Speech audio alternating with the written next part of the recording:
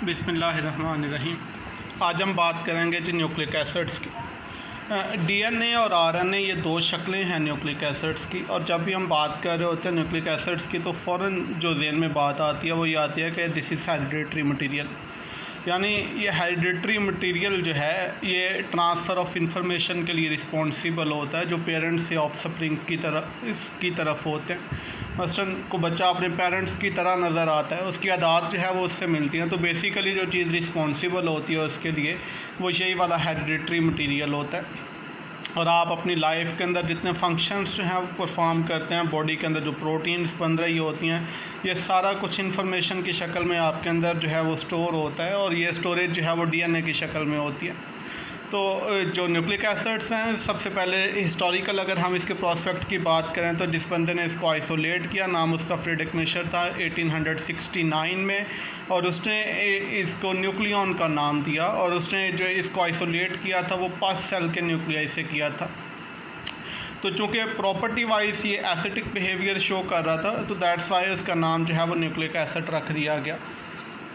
Nucleic acids की अगर हम बात करें, इसके कुछ एलिमेंटल कंपोजिशन की बात करें तो इसके अंदर कार्बन होता है, हाइड्रोजन होता है, ऑक्सीजन, नाइट्रोजन और फास्फोरस। ये एलिमेंट्स जो हैं वो लाजमन न्यूक्लिक एसिड के अंदर मौजूद होते हैं। कार्बन, हाइड्रोजन, ऑक्सीजन, नाइट्रोजन और फास्फोरस बेसिकली ये पॉलीमर्स हैं, और पॉलीमर का जो बेसिक यूनिट है उसको हम न्यूक्लियोटाइड कहते हैं, और शेष सेल के न्यूक्लियस के अंदर जो हैं वो मौजूद होते हैं। और अभी मैंने बात की कुछ देर पहले कि ये लिविंग ऑर्गेनिज्म के हेरिडिटरी डिटर्मिनेंट्स हैं। अगर हम बात करें कि न्यूक्लिक एसिड्स जो हैं वो कितनी तरह के हैं, तो बेसिकली 2 टाइप्स हैं जिससे आप सारे लोग जो हैं वो वाकिफ़ हैं, डीएनए और आरएनए। डीएनए जो स्टैंड करता है डीऑक्सीराइबोन्यूक्लिक एसिड्स के लिए, और RNA stand for ribonucleic acids.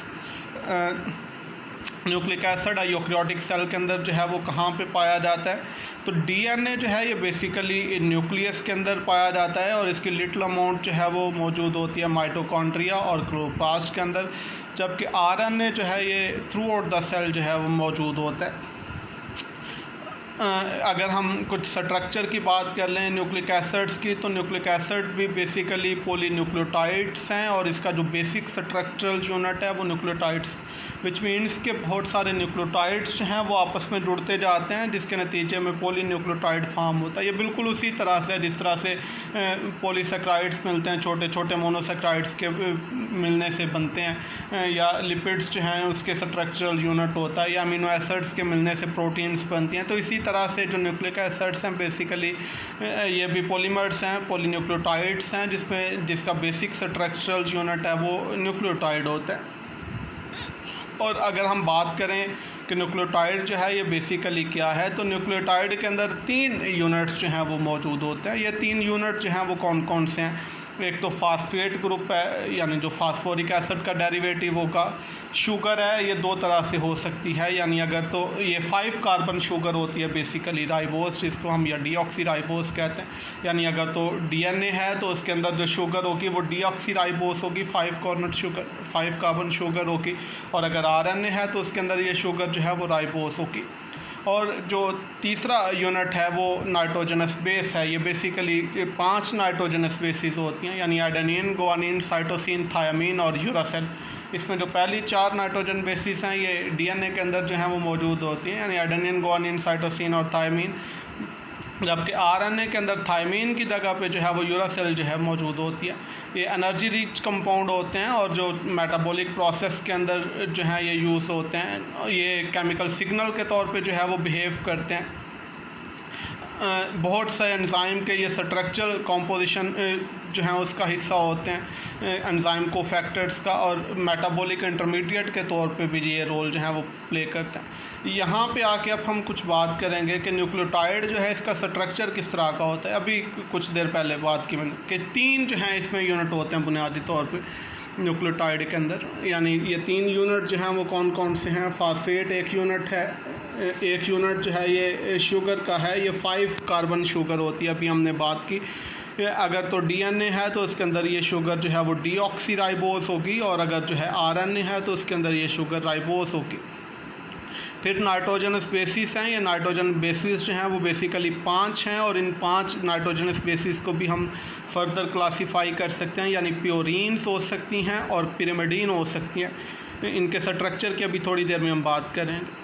प्योरीन्स जो हैं इसमें एडेनिन आ जाएगी, ग्वानिन आ जाएगी, जबकि पिरिमिडीन्स जो हैं इसके अंदर साइटोसिन, थायमीन और यूरासिल आ जाएगी। अब डीएनए के अंदर इनमें से एडेनिन, ग्वानिन, साइटोसिन, थायमीन मौजूद हो सकती हैं, जबकि आरएनए के अंदर थायमीन नहीं होती, उसकी जगह पर यूरासिल होती है।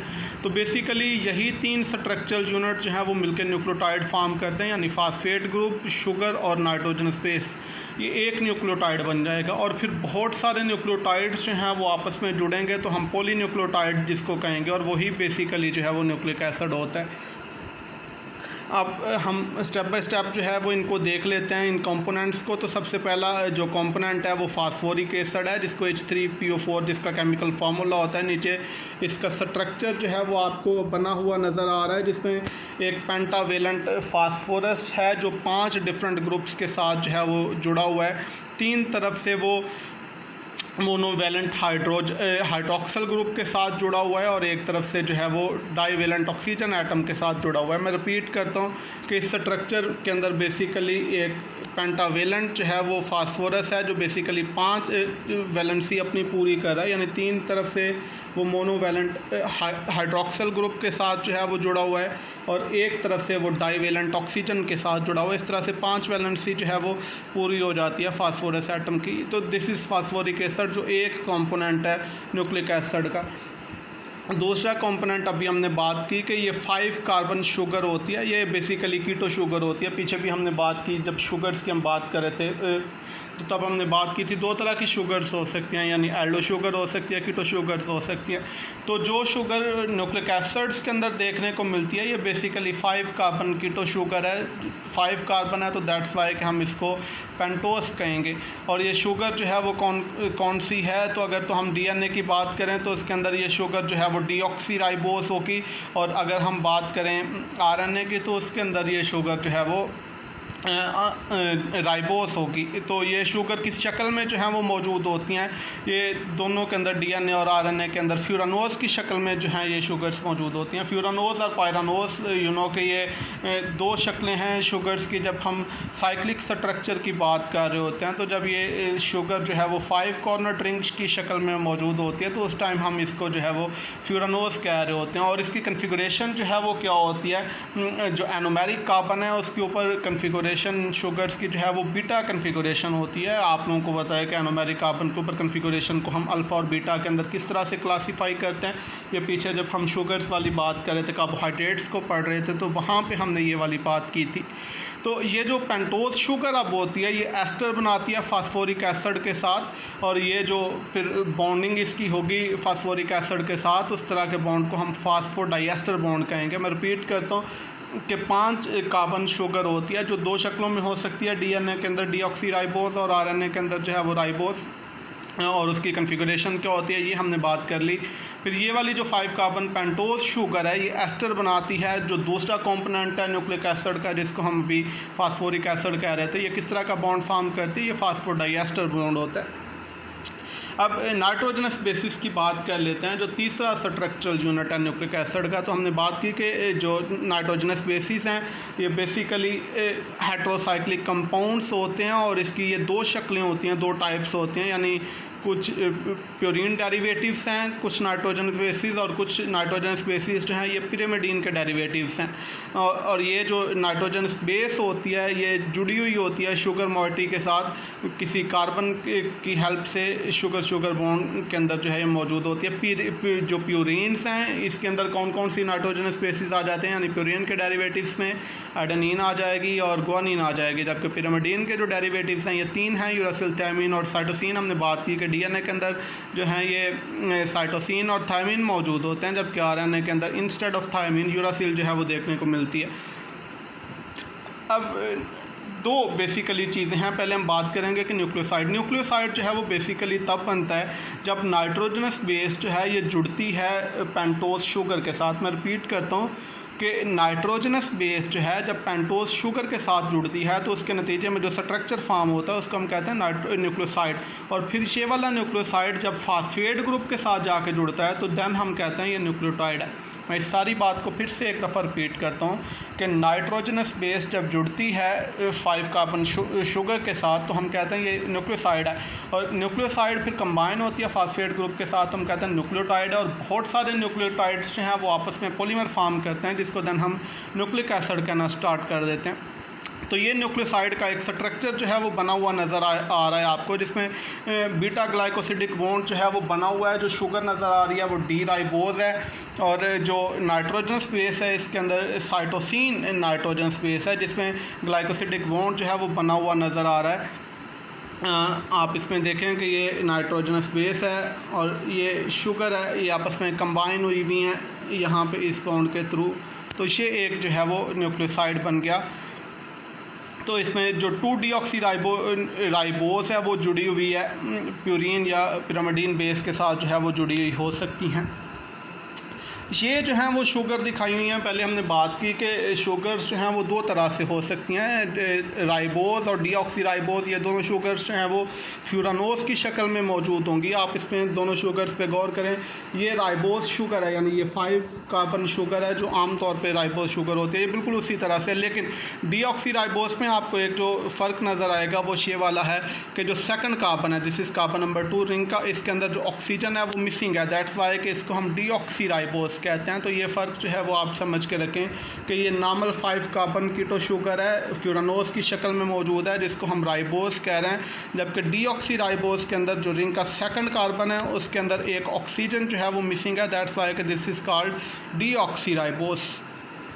उसके बाद हम बात कर लेते हैं कि शुगर और फास्फेट बैकबोन जो है वो किस तरह से होती है। तो ये आप ये समझ लें कि जो न्यूक्लियोटाइड्स हैं they are all oriented in same direction. और इसमें होता ये है कि फास्फेट ग्रुप जो है वो किस तरह से जुड़े होते हैं। तो आप ये समझें कि जो फर्स्ट कार्बन है उसके तीसरे कार्बन के साथ जो फर्स्ट शुगर है उसके तीसरे कार्बन के साथ जो है वो फास्फेट ग्रुप लगा होता है, और जो नेक्स्ट इन लाइन होती है उसके 5वें कार्बन के साथ जो है वो फास्फेट ग्रुप लगा हुआ है। साइड पे जो चीज़ आपको नज़र आ रही है यहाँ से आपको जो है ये वाली बात नज़र आ जाएगी कि जो फर्स्ट कार्बन पे फर्स्ट जो शुगर है उसके कार्बन नंबर 3 पे आपको जो है वो फास्फेट ग्रुप जो है वो जुड़ा हुआ नज़र आ रहा है, और जो नेक्स्ट इन रो है उसके कार्बन नंबर 5 पे जो है वो फास्फेट ग्रुप जो है वो जुड़ा हुआ नज़र आ रहा है। सेम वे फर्स्ट शुगर के कार्बन नंबर 1 पे और नेक्स्ट शुगर के कार्बन नंबर 5 के साथ जो है वो फास्फेट ग्रुप जो है वो नज़र आ रहा है। और ये सीक्वेंस जो है वो यहाँ पे आपको थ्रू आउट नज़र आएगा, यही वाला कि फर्स्ट शुगर के कार्बन नंबर 3 के साथ जो है वो फास्फेट ग्रुप जुड़ा हुआ है, और नेक्स्ट इन लाइन जो आ रहा है उसके कार्बन नंबर 5 कार्बन के साथ जो है वो फास्फेट ग्रुप जुड़ा हुआ नज़र आ रहा है आपको। और जो नाइट्रोजनस बेसिस हैं ये किस तरह से होती हैं, ये किस तरह से जुड़ी हुई होंगी, यानी अभी हमने बात कर ली कि शुगर के साथ जो फास्फेट ग्रुप है वो किस तरह से जुड़ा हुआ होता है, ये हमने बात कर ली। अब उनके अंदर नाइट्रोजनस बेसिस जो हैं वो किस तरह से जुड़ी होंगी। तो ये आप बात समझ के रखें कि नाइट्रोजन बेसिस जो हैं ये बेसिकली फर्स्ट कार्बन जो है शुगर का उसके साथ हमेशा जुड़ी हुई होती हैं। और नाइट्रोजनस बेसिस का ऑर्डर जो है वो क्या होगा, यानी किस तरतीब में मौजूद होंगी नाइट्रोजनस बेसिस, कहाँ पे ग्वानिन होगा, साइटोसिन, एडेनिन, थायमीन, यूरासिल कहाँ पे मौजूद होंगे, डिपेंडिंग अपॉन के डीएनए है, आरएनए है। और इनका सीक्वेंस जो है ये इंपॉर्टेंट रोल प्ले करता है जेनेटिक इन्फॉर्मेशन जो है उसमें। आप यहाँ पे जो स्ट्रक्चर आपको अगेन यहाँ पे नज़र आ रहा है, इसमें आप देखें कि जितने भी नाइट्रोजनस बेसिस हैं they are all attached to carbon number 1, यानी इस शुगर में पहले कार्बन के साथ ग्वानिन जुड़ा हुआ है, देन साइटोसिन, यहाँ पे भी साइटोसिन जुड़ा हुआ है, एडेनिन, थायमीन आपको नज़र आ रहा है। और यही हम बात कर रहे हैं कि ये जो सीक्वेंस है नाइट्रोजनस बेसिस का ये भी बड़ा इंपॉर्टेंट होता है in determining the genetic information of molecule. अब हम कुछ बात कर लेते हैं जी डीएनए की, यानी हमने पीछे बात कर ली कि ये बेसिकली दो तरह से होता है, जो न्यूक्लिक एसिड है यानी डीएनए की शक्ल में हो सकता है, आरएनए की शक्ल में हो सकता है। तो जो हर लिविंग ऑर्गेनिज्म है उसके अंदर डीएनए जो है वो मौजूद हो सकता है। This is material of inheritance, यानी जो विरासती मादा होता है ये है बेसिकली 1960 में जो है वो इसको डिटर्मिन किया गया। इसका स्ट्रक्चर डिटर्मिनेशन में वाटसन और क्लिक ने जो है वो बड़ा रोल प्ले किया। उन्होंने थ्रू सीरीज़ ऑफ एक्सपेरिमेंट जो है ये कंक्लूड किया कि डीएनए जो है यही बेसिकली जेनेटिक मटेरियल है और ये सेल के न्यूक्लिक एसिड के सेल के न्यूक्लियस के अंदर जो है वो मौजूद होता है। अगर हम बात करें कुछ ह्यूमन डीएनए की तो इसके अंदर तकरीबन 3 मिलियन डीऑक्सीराइबोन्यूक्लियोटाइड्स जो हैं वो मौजूद होते हैं और इसके अंदर 25,000 जीन्स जो हैं वो मौजूद होते हैं। तो this is how big human DNA is.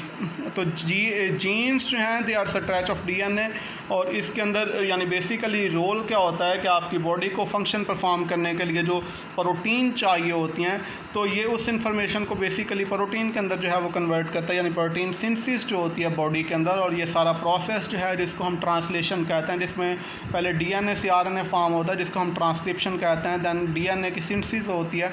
ये सारा प्रोसेस जो है इसको हम ट्रांसलेशन कहते हैं और ये ट्रांसलेशन बेसिकली उसी इनहेरिटेंस की है, उसी जेनेटिक मटेरियल की है जो डीएनए की शक्ल में इंसानी जिस्म के अंदर जो है वो मौजूद होता है। डीएनए जो है ये आप समझें कि ये डबल स्ट्रैंडेड इसका जो है वो स्ट्रक्चर होता है।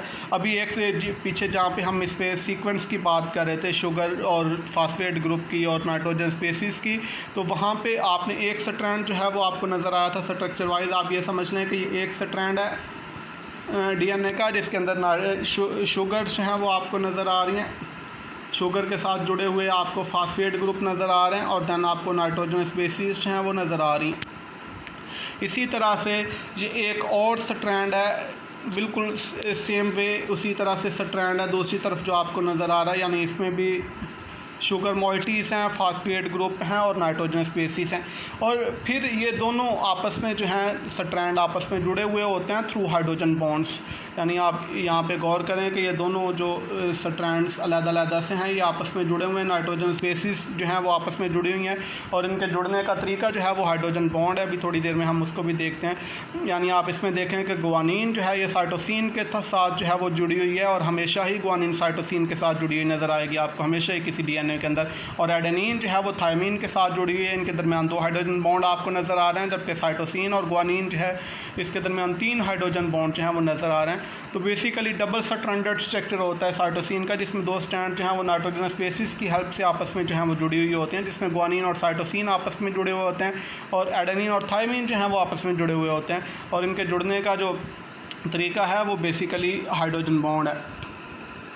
तो हमने बात कर ली कि डीएनए जो है this is made of 2 strands of polynucleotides और ये जो जो 2 स्ट्रैंड्स हैं these are sister strands and they run in opposite direction यानी एंटी पैरेलल होते हैं। और ये ज्वाइन कैसे होते हैं अभी हमने बात कर ली कि they are joined by nitrogen species और इनकी पार्टनर जो हैं ये स्पेसिफिक होते हैं, यानी एडेनिन जो है is always paired with thymine और गुआनिन जो है is always paired with cytosine. ये कॉम्प्लीमेंट्री होते हैं सिस्टर स्ट्रैंड्स जो हैं और ये बेसिस जो हैं इनके जॉइनिंग का तरीका भी हमने बात कर ली कि these are joined by hydrogen bonds. ये जो हैं वो नाइट्रोजन स्पेसीज़ जो हैं वो दिखाई गई हैं। अभी हमने बात कर ली कि ये 2 तरह की हो सकती हैं, यानी प्यूरिन्स हो सकती हैं या पिरिमिडीन हो सकती हैं। ये आपको ये दोनों जो हैं ये प्यूरिन्स हैं, यानी ये नाइट्रोजन स्पेसीज़ दोनों जो हैं ये बेसिकली जो हेटेरोसाइक्लिक कंपाउंड प्यूरिन है उसके डेरिवेटिव हैं, यानी एडेनिन और गुआनिन। जबकि ये दोनों जो हैं ये साइटोसिन और थायमिन जो हैं ये बेसिकली डेरिवेटिव हैं अगेन एक हेटेरोसाइक्लिक कंपाउंड की जिसको हम पिरिमिडीन कहते हैं। तो 4 नाइट्रोजन स्पेसीज़ जो डीएनए के अंदर आपको नज़र आ रही हैं उनमें से 2 जो हैं वो प्यूरिन डेरिवेटिव हैं यानी एडेनिन गुआनिन और 2 जो हैं वो पिरिमिडीन डेरिवेटिव हैं यानी थायमिन और साइटोसिन। वाटसन और क्रिक ने ये वाली बात एक्सप्लेन की कि ये बेस पेयरिंग जो है वो किस तरह से होती है। तो अभी हमने पीछे बात की कि ये पेयरिंग जो है वो हमेशा इस तरह से होती है कि एडेनिन जो है वो थायमिन के साथ जुड़ा होता है और साइटोसिन जो है वो गुआनिन के साथ जो है वो जुड़ा होता है। तो आप इसमें देखें कि ये पहला स्ट्रक्चर जो है इसमें थायमिन जो है इसको जुड़ा हुआ दिखाया गया हुआ है एडेनिन के साथ और इन दोनों के दरमियान जो हैं वो 2 जो हैं वो हाइड्रोजन बॉन्ड नज़र आ रहे हैं। और हाइड्रोजन बॉन्ड के मतलब आप लोगों को पता है कि ये कोई कोवलेंट बॉन्ड नहीं होता, लेकिन ये स्ट्रॉन्ग इंटरमॉलिकुलर फोर्स होती है जिसमें पार्शियल पॉजिटिवली चार्ज हाइड्रोजन जो किसी हाईली इलेक्ट्रोनेगेटिव एलिमेंट के साथ जुड़ा होता है उसने हाइड्रोजन बॉन्ड किया होता है किसी हाईली इलेक्ट्रोनेगेटिव एलिमेंट के साथ। आप इसमें देखें जो हाइड्रोजन बॉन्ड आपको नज़र आ रहा है इस हाइड्रोजन पर आप थोड़ा गौर करें, ये हाइड्रोजन जो है is attached with highly electronegative nitrogen और दूसरी तरफ जो नाइट्रोजन बेस है उसके ऑक्सीजन के साथ इसने जो है वो हाइड्रोजन बॉन्ड फॉर्म किया हुआ है। तो यहाँ पे एक बात और आप नोट कर सकते हैं कि एडेनिन और थायमीन के दरमियान जो हाइड्रोजन बॉन्ड है ये तादाद में 2 हैं, जबकि जो नीचे वाला स्ट्रक्चर है जिसमें साइटोसिन और ग्वानिन जुड़े हुए हैं, अगेन इनके दरमियान जो इंट्रैक्शन है उसी तरह से हाइड्रोजन बॉन्ड है, यानी पार्शियल पॉजिटिव चार्ज हाइड्रोजन जो कि हाईली इलेक्ट्रोनेगेटिव नाइट्रोजन या के साथ जुड़ा हुआ है, उसने ऑक्सीजन के साथ बॉन्ड किया हुआ है या नाइट्रोजन के साथ बॉन्ड किया हुआ है। तो बेसिकली साइटोसिन और ग्वानिन के दरमियान ये हाइड्रोजन बॉन्ड की तादाद अगर हम बात करें तो ये 3 हाइड्रोजन बॉन्ड हैं, जो पीछे भी आपको नज़र आ रहे थे कि साइटोसिन और ग्वानिन के दरमियान जो है ये 3 हाइड्रोजन बॉन्ड हैं, जबकि एडेनिन और थायमीन के दरमियान जो है 2 हाइड्रोजन बॉन्ड आपको नज़र आते हैं। ठीक है जी। तो ये जो वाटसन और क्रिक इन्होंने इस तरह का डबल हेलिकल स्ट्रक्चर जो है वो प्रपोज किया था 1953 में। ये डीएनए का स्ट्रक्चर जो पीछे भी आपको डबल हेलिकल स्ट्रक्चर आपको नज़र आ रहा था, इसी तरह से जिसमें हम कहते हैं कि 2 एंटी पैरेलल इफेक्ट स्ट्रैंड जो हैं वो रन करते हैं जो आपस में जुड़े हुए होते हैं थ्रू हाइड्रोजन बॉन्ड। तो ये स्ट्रक्चर के प्रपोज करने वाले लोग जो थे ये वाटसन एंड क्रिक थे, इन दोनों ने ये वाला स्ट्रक्चर जो है वो प्रपोज किया था।